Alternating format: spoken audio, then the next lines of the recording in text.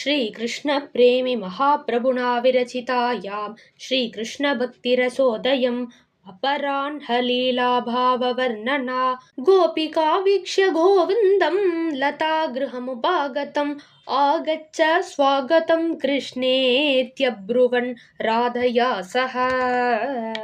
अथ केसरकर्पूर कस्तूर्यादि सुगन्धितं ताम्बूलं प्रददो राधा चानीय स्वसखीकरात्।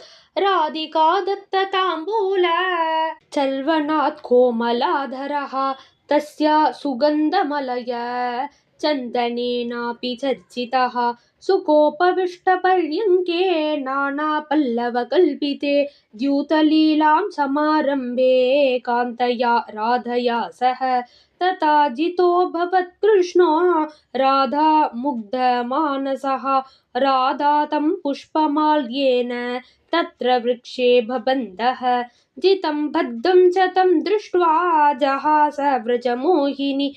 गोपीभिश्च हसन्तीभिः कृत्वा हस्तविकट्टनम्। तथा तासां प्रेमिणीनाम् आनन्दं वीक्ष्य माधवः आनन्दं परमं लेभे जगदानन्दकारकः।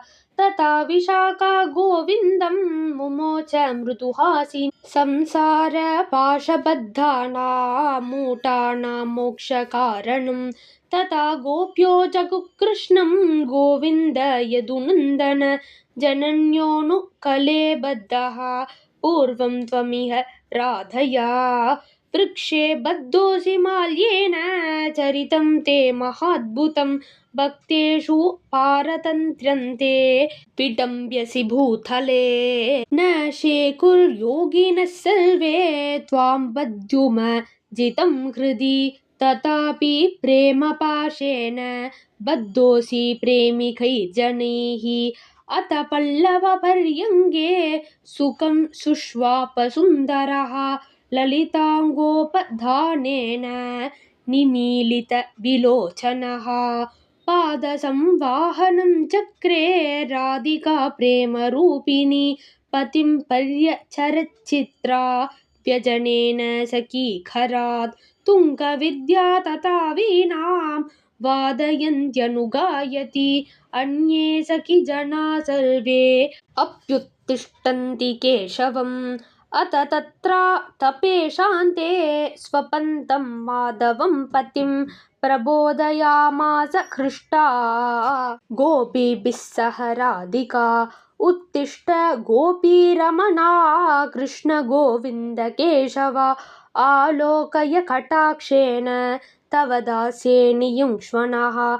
एवं संकीर्तितं श्रुत्वा गोविन्द शयनोत्थितः। पीत्वा फलरसं बालैरन्तुकामोगमध्वनम्। तथा भवन् महानन्दो बालानां कृष्णदर्शनात्। उत्तस्तुर्यगपत् सर्वे कृष्णं दृष्ट्वा समागतम्। विचक्रस्तेत कृष्णेन ब्रुवन्तो विविधा कथाः।